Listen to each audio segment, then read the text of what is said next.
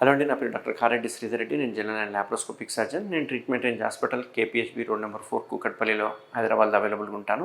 So hernias అంటే ఏంటి? చాలామందికి అంబ్లికల్ హెర్నియా అంటే ఏంటో ఐడియా లేదు. చాలామందికి చూసుకుంటే కనుక వాళ్ళ బొడ్డు దగ్గర చిన్న స్వెల్లింగ్ లాంటిది ఉంటుంది, బట్ అది పెయిన్ లేదని చెప్పి వదిలేస్తుంటారు. బట్ కొన్నిసార్లు అది పెయిన్ఫుల్గా ఉంటుంది అండ్ బొడ్డు దగ్గర సైజు పెరగడం వల్ల పేగులు అనేవి బయటికి వచ్చేసి ఆ బొడ్డు అంతా పల్చగా అయిపోవడము, ఓసారి బొడ్డు దగ్గర చిన్న చీముగడ్డ లాంటిది రావడము, అల్సర్ ఫామ్ కావడం, ఇట్లాంటివన్నీ చూస్తూ ఉంటాం అన్నట్టు. సో అసలు ఈ హెర్నియాస్ అంటే ఏంటి? అంబ్లికల్ హెర్నియా కావచ్చు, పారా అంబ్లికల్ హెర్నియా కావచ్చు, ఇట్లాంటివంటి ఏంటి? సో మామూలుగా మనకు చూసుకుంటే కనుక ఈ అంబ్లికస్ అనేది ఫస్ట్ నుంచే మనకు పుట్టుకతోటే ఒక చిన్న డిఫెక్ట్ లాగా ఉంటుంది అన్నట్టు.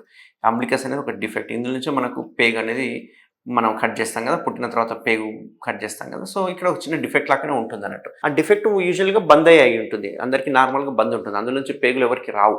బట్ కొన్ని సందర్భాల్లో అక్కడున్న డిఫెక్ట్ అనేది మెల్లగా ఓపెన్ అయిపోవడం వల్ల ఆ పేగులు బయటకు వస్తూ ఉంటాయి అన్నట్టు. దగ్గినా, తుమ్మినా, ఓసారి పడుకొని లేచినా కానీ అప్పుడు ఆ చిన్న పేగు లాంటిది ఉబ్బడం అనేది కనిపిస్తూ ఉంటుంది అన్నట్టు. సో సిమ్టమ్స్ ఏముంటాయంటే, చాలామంది నాకు చెప్పే సిమ్టమ్ ఏంటి అంటే, పడుకున్నప్పుడు లోపలికి వెళ్ళిపోతుంది, బట్ నేను లేచి నిల్చోగానే పనులు చేయగానే అది మొత్తం బొడుపు లాంటిది బయటకు వస్తుంది అంటుంటారు. అంతేకాకుండా తుమ్మినప్పుడు, దగ్గినప్పుడు, లేకుంటే మోషన్కి వెళ్ళినప్పుడు, యూరిన్కి వెళ్ళినప్పుడు, స్ట్రెయిన్ చేసినప్పుడు అక్కడ చిన్న బుడిపిలాగా కనిపిస్తుంది అంటుంటారు. అండ్ మోస్ట్ ఇంపార్టెంట్ సిమ్టమ్ ఏంటి అంటే, చాలామంది నాకు చెప్పే సిమ్టమ్ ఏంటి అంటే పెయిన్, ఏదో డ్రాగింగ్ పెయిన్ లాంటిది, ఏదో డిస్కంఫర్ట్ లాంటి పెయిన్ అనేది మనకు చాలామంది కంప్లైంట్ చేస్తుంటారు. ఇది ఎందుకు ఉంటుంది అంటే, పేగు మీద ఉండే ఒమెంటం అనే ఒక కండ ఏదైతే ఉందో, ఫ్యాట్ అంటాం కదా, ఆ ఫ్యాట్ అందులో ఇరుక్కపోవడం వల్ల, ప్రతిసారి మనము ప్రెషర్ ఇవ్వడం వల్ల, కడుపులో ప్రెషర్ ఇవ్వడం వల్ల ఆ కండ అందులో ఇరుక్కపోవడం వల్ల డ్రాగింగ్ టైప్ ఆఫ్ పెయిన్ ఉంటుంది అన్నట్టు. దీనివల్ల ఒకసారి ఏమవుతుందంటే, ఆ కండ ఇరుక్కపోయి దానికి బ్లడ్ సప్లై కూడా ఆగిపోయే అవకాశాలు ఉంటాయి. అప్పుడు కుళ్ళిపోతూ ఉంటుంది లోపల,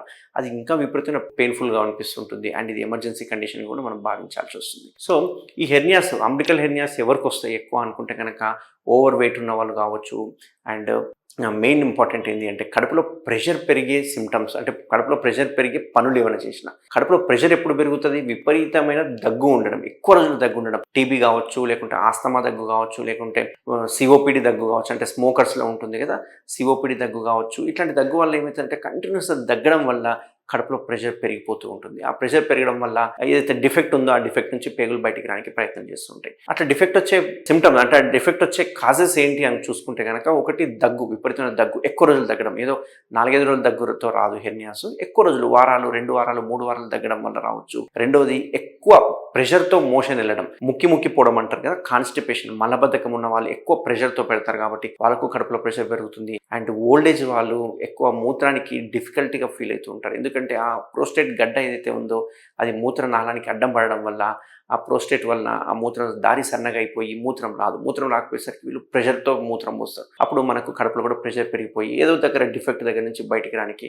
పేగు అనేది ట్రై చేస్తూ ఉంటుంది. సో ఇక్కడ డిఫెక్ట్ ఎక్కడ ఉంది అంటే, ఆబ్వియస్గా అంబ్లికస్, బొడ్డు దగ్గర ఉంది. సో ఆ డిఫెక్ట్ నుంచి బయటికి రానికి ట్రై చేస్తూ ఉంటుంది అన్నట్టు. సో ఈ అంబ్లికల్ హెర్నియాస్ ఉన్నప్పుడు ఏం చేయాలి? ఇమీడియట్గా మనం ట్రీట్మెంట్ తీసుకోవాలి. ట్రీట్మెంట్ తీసుకోకపోతే ఆ డిఫెక్ట్ పెద్దగా అయిపోతూ ఉంటుంది. పెద్దగా అయిపోయే వరకు, ఇంతకుముందు నేను చెప్పినట్టుగా ఆ పేగు మీద కండ మాత్రమే బయటకు వచ్చేది, ఇప్పుడు మెల్లగా పేగు కూడా బయటికి రావడం స్టార్ట్ అవుతూ ఉంటుంది. ఆ డిఫెక్ట్ పెరిగే కొద్దిగా పేగు కూడా ఒకసారి ఇరికిపోవడం అనేది స్టార్ట్ అవుతుంది. సో ఎమర్జెన్సీగా కూడా ఆపరేషన్ చేయాల్సిన అవకాశాలు ఉంటాయి. సో మామూలుగా యూజువల్గా సర్జరీ చేస్తే మాత్రం, ఓపెన్ సర్జరీ చేస్తే మనం ఈ రకంగా కోత పెట్టేసేసి మొత్తం పెద్ద మెష్ అనేది వేయడం జరుగుతుంది. ఎంత పెద్ద మెష్ వేయాలంటే అంత పెద్ద కోత పెట్టాలి. అట్లా కోత పెట్టిన తర్వాత కూడా మళ్ళీ మనకు డ్రైన్ పైప్స్ పెట్టుకోవడం కావచ్చు, లేకపోతే బెడ్ రెస్ట్ కావచ్చు, డ్రెస్సింగ్స్ కావచ్చు. పేషెంట్ కూడా ఒక 10-15 డేస్ ఖచ్చితంగా బెడ్ రెస్ట్లో ఉండాల్సి వస్తుంది. బట్ మనం చేసే మెథడ్ ఏదైతే ఉందో లాప్రోస్కోపిక్ మెథడ్ అన్నట్టు. ఈ లాప్రోస్కోపిక్ మెథడ్లో ఏం చేస్తామంటే, చిన్న హోల్స్ పెడతాం, 3-4 హోల్స్ పెట్టేసేసి అక్కడ ఉన్న కండను మళ్ళీ కిందికి లాగేసి ఆ డిఫెక్ట్ని మనం క్లోజ్ చేసుకొని లోపల వైపు మెష్ చేసుకోవడానికి పాసిబుల్ ఉంటుంది. ఇది డ్యూయల్ మెష్ అంటాం.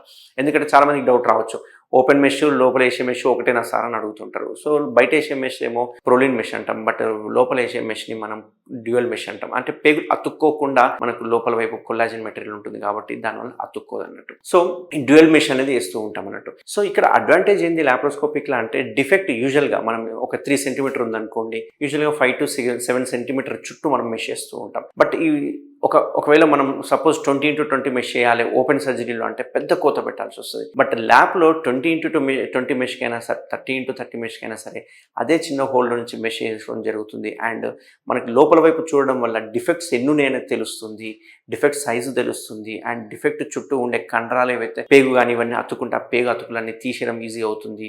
అండ్ పెద్ద మెష్ ఎట్ ఎ టైం వేయడానికి వీలవుతుంది. దీనివల్ల రికరెన్స్ రేట్ చాలా తక్కువ ఉంటుంది. అండ్ మనం లోపల వైపు మెష్ చేస్తాం కాబట్టి మనకి ఇన్ఫెక్టివ్ రేట్ అనేది కూడా చాలా తక్కువ ఉంటుంది అన్నట్టు. అంతేకాకుండా దీన్ని మనం మెషిన్ వేసే వాటిలో ఇప్పుడు కొత్తగా లేటెస్ట్ మనం చేసేది ఏంటంటే అబ్జార్బబుల్ ట్యాకర్స్ అని వచ్చి ఇంతకుముందు లేకుండే ఇప్పుడు అబ్జార్బబుల్ ట్యాకర్స్ వచ్చినాయి. ఈ అబ్జార్బబుల్ ట్యాకర్స్ వలన ఆ మెషిన్ వేసేసి మనం పిన్నులు కొట్టినట్టుగా మనము మొత్తం అబ్జార్బబుల్ ట్యాకర్స్ వేయడం వల్ల అది మొత్తం హోల్డ్ అయిపోతుంది. వితిన్ 3 to 4 వీక్స్లో అబ్జార్బ్ అయిపోతుంటుంది. మెష్ అనేది అబ్జార్బ్ అయిపోయి మనకి స్ట్రాంగ్నెస్ అనేది ఇస్తుంటుంది అన్నట్టు. దీనివల్ల ఏంటంటే పెద్ద హెర్నియా కూడా మనం చిన్న హోల్లోనే కవర్ చేసుకోవచ్చు అన్నట్టు. సో ఇట్లా ఎవరికైనా అంబ్లికల్ హెర్నియా కానీ పారాంబ్లికల్ హెర్నియా ఉంటే కనుక కడుపు దగ్గర చిన్న చిన్న గడ్డలు లాంటివి ఉబ్బి ఉంటే కనుక ఖచ్చితంగా అది మనం చిన్న అల్ట్రాసౌండ్ చేసుకొని దాని డిఫెక్ట్ సైజ్ చూసుకొని మనం ల్యాప్రోస్కోపిక్ చేయడం వల్ల మనం వితిన్ 1 డేలో డిశ్చార్జ్ జరుగుతుంది. అంతేకాకుండా నెక్స్ట్ డే నుంచి వాళ్ళ పనులు చేసుకోవచ్చు. వితిన్ 3-4 డేస్లో వాళ్ళు యథావిధిగా డ్యూటీస్ కూడా అటెండ్ కావచ్చు. సో ఎవరికైనా అంబ్లికల్ హెర్నియా ఉంటే ట్రీట్మెంట్ రేంజ్ హాస్పిటల్లోనే అవైలబుల్గా ఉంటారు. తప్పకుండా నేను కన్సల్ట్ అవ్వండి. మనం ల్యాబ్ చేయడం వల్ల మనకు కంప్లీట్ పెయిన్లెస్ ప్రొసీజర్ని మనము